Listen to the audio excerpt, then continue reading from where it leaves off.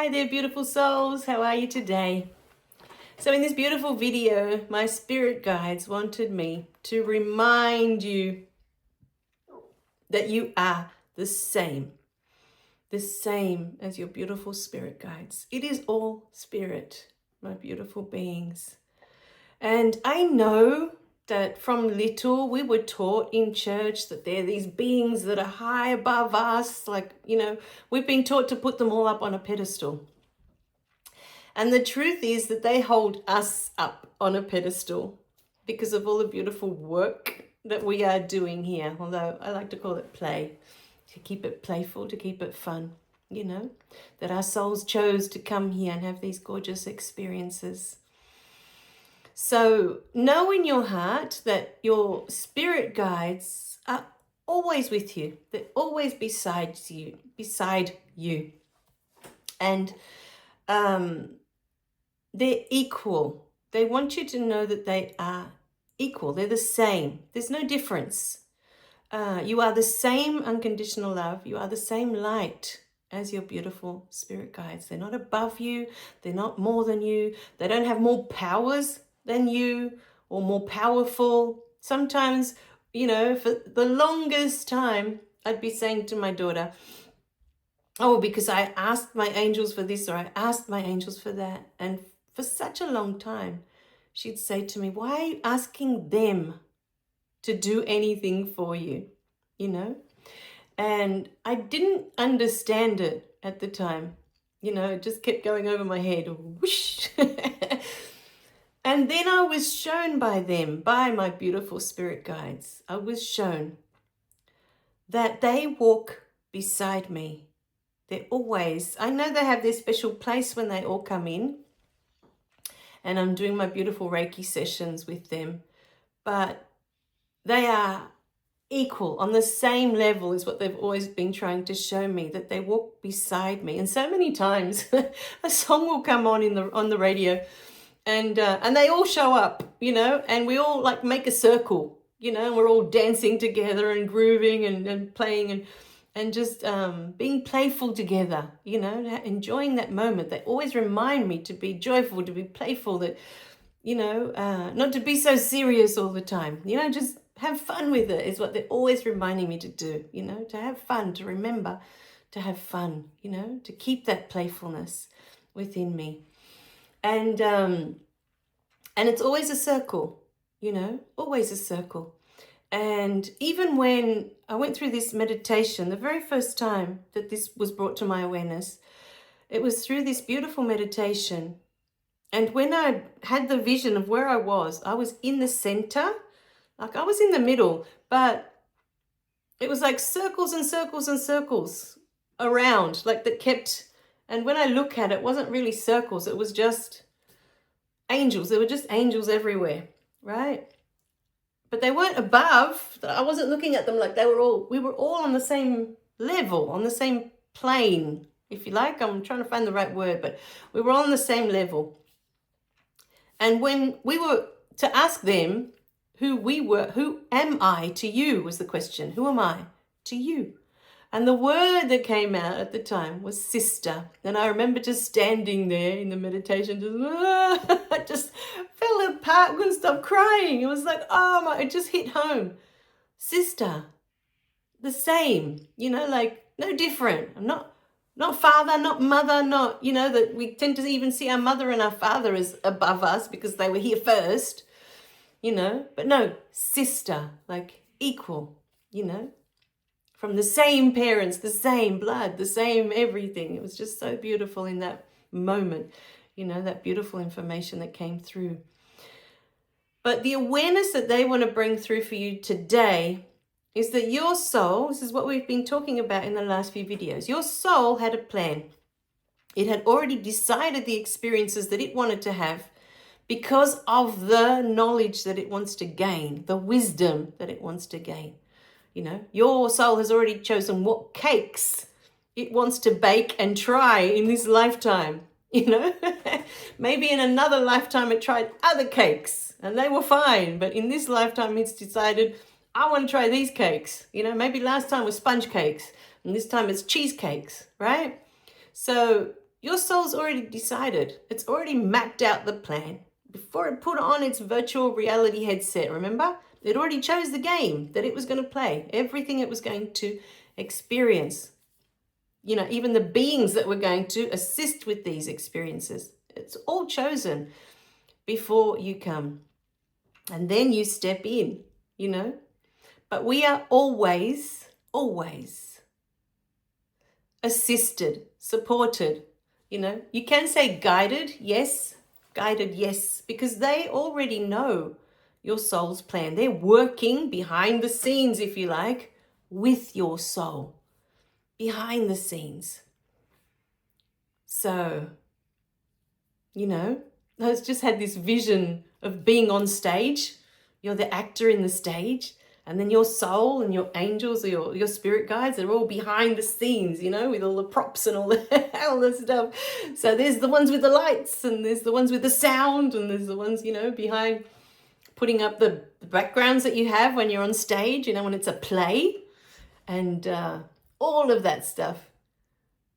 They're the ones behind the scenes, you know, but they already know what the script is. They already know what you're going to say. They already know the whole, how it's going to play out, you know, what the movie's going to look like, if you like. They already know everything.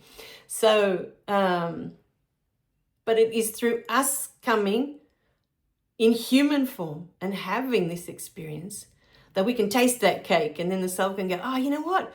I think I like cheesecake better than sponge cake. This cheesecake is really good. But next time, let's come in, we've got to try the other cake. Let's try that pecan pie cake. You know, that looks good too.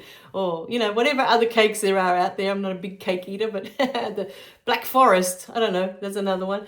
But say, yeah, all the different, you know, with pies. Last time it had apple pie, and this time it wants to try rhubarb pie or whatever the other, pumpkin pie. Let's try pumpkin pie. So we've tried the apple pie. It was very nice, but pumpkin pie is better. You know, I might like pumpkin pie better. I don't know until I try it. That's the experience I'm coming to have this lifetime, tasting my pumpkin pie. So that's what the soul is doing here. It's already decided this is what I'm going to do. And these beautiful beings working alongside your soul, they know, oh, okay, she's supposed to take that job. You know, that she's thinking about doing that job, and we know she's holding back. We're not sure what the, you know, in her humanness, what she's thinking, but then they'll start sending you the signs that yes, that's the job you're supposed to take, or that's the path, or no, you're not supposed to go to university to do that course. That's not the course for you. And so they'll send you signs because they already know what your soul wanted to experience. They already know the kind of pie you're coming to taste in this lifetime, you know, so to speak. But they don't, and they can't interfere in any way. So if, say for example, you get to the age of, let's say 50, and you start to have Parkinson, just an example, it just came to mind. This disease, right, that can't be cured at the moment, and you just slowly get worse and worse, and you start with the tremors, and you start with, you know, your memory starts to go, and then your speech starts to go, all of these things. Your soul has already chosen that it wanted to have that experience. It wanted to try that pie. What's it like if I get to that age, and then I get that disease, and I can't communicate with my loved ones, and I get to a point where I can't walk, what's that experience like? I haven't had that pie before. I don't have that wisdom, that knowledge within me of how restricting that disease is. I haven't done that. What's it like? So if your soul has already chosen that, and that's what it wants to experience, and how it affects everyone around you, and how all of that comes together, it's painting this beautiful masterpiece with that. Your spirit guides can't just come in and cure your Parkinson, because that's what your soul chose. It wants to know. It wants to experience that. It's our judgment of it that makes it right or wrong or good or bad. Oh, that poor person going through that. It must be awful. These are all the judgments that we have about it without having any understanding that it's the soul's choice. It's not random, and it's not by accident that that person is going through that. It's the soul's choice.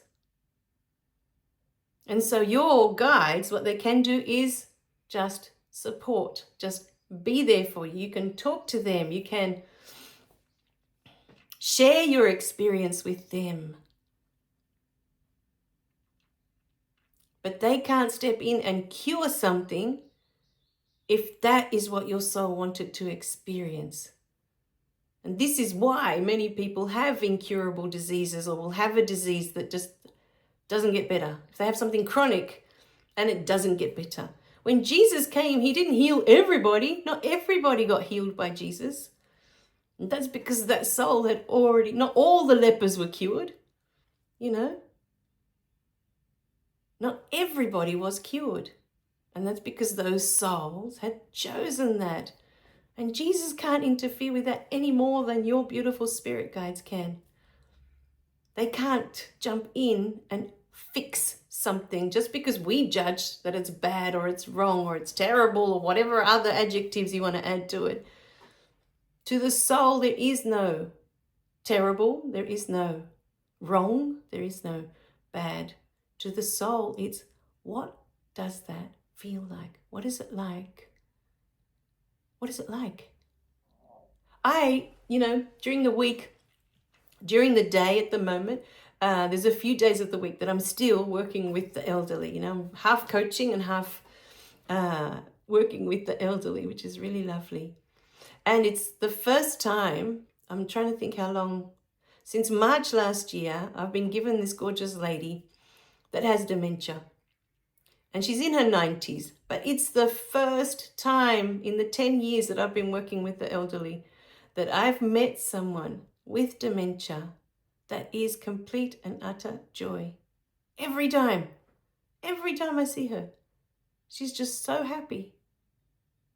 And I just get blown away because the experiences I've had before of people with dementia, they're frustrated. They're like confused that there's something that's not quite right. They get confused because they don't recognize the people around them. To them, they feel like strangers.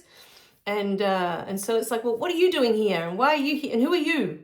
So there's that frustration, that confusion with a lot of the people that I've met that have dementia, that they don't know who you are. They don't know.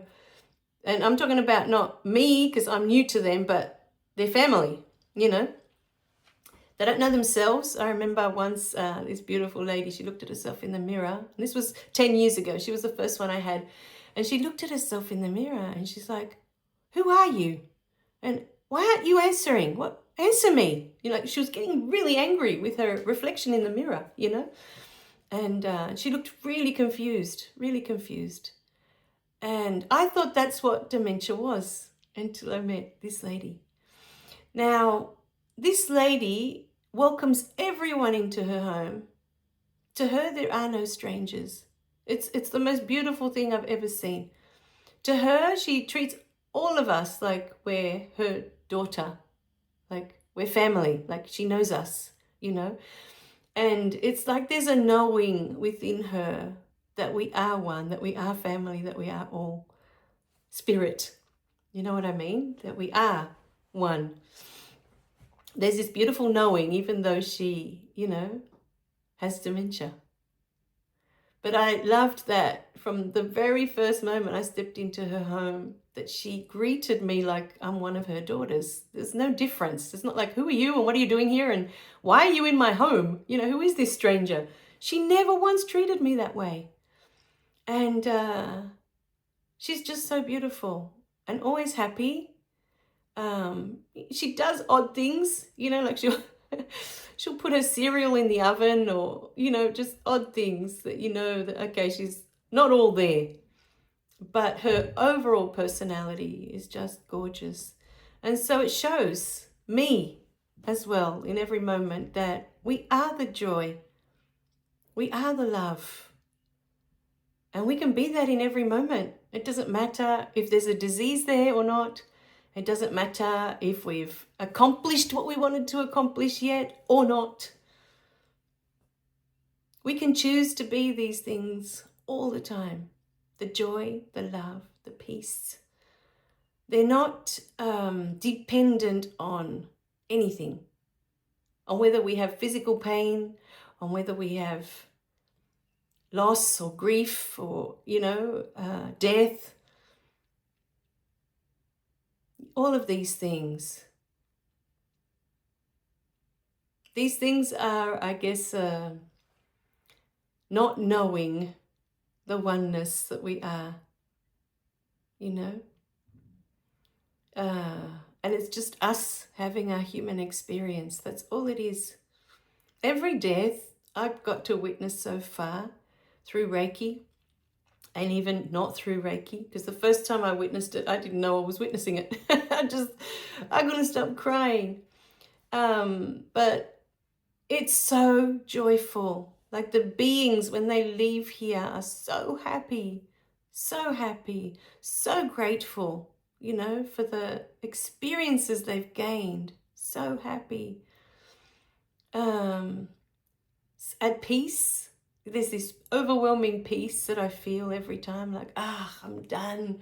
It's done. But not done in a, thank God it's over. I never get that feeling. It's I got to experience all of that. It's done. It's good. They're really beautiful feelings of bliss and joy and love.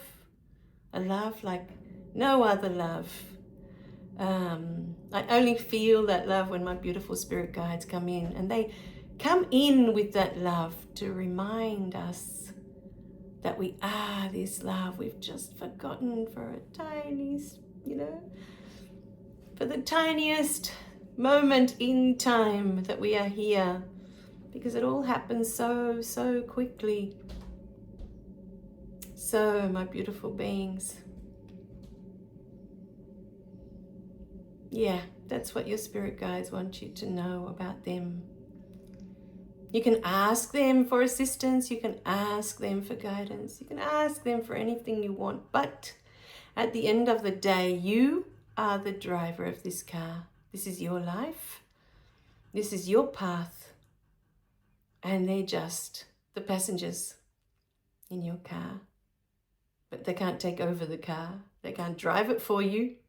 Because this is what I was asking for so long. You guys drive the car. It's like, I'm done driving this car. But it's your life, my beautiful beings. It's your life. They're just the passengers, and that's what they want you to know. Your life, you, your soul, you're the drivers, your high self, whatever it is you want to call it.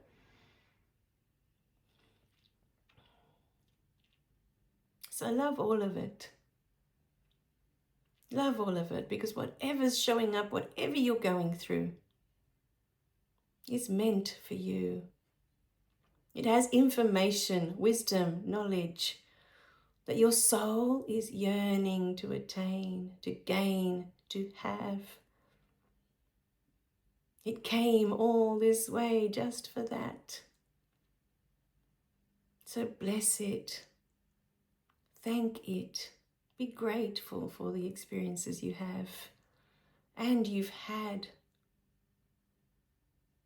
Your soul is thankful.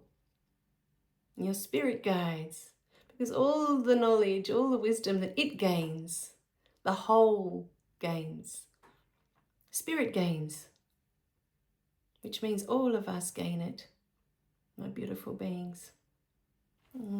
We love you guys. Remember to click like and subscribe so you don't miss any of the messages.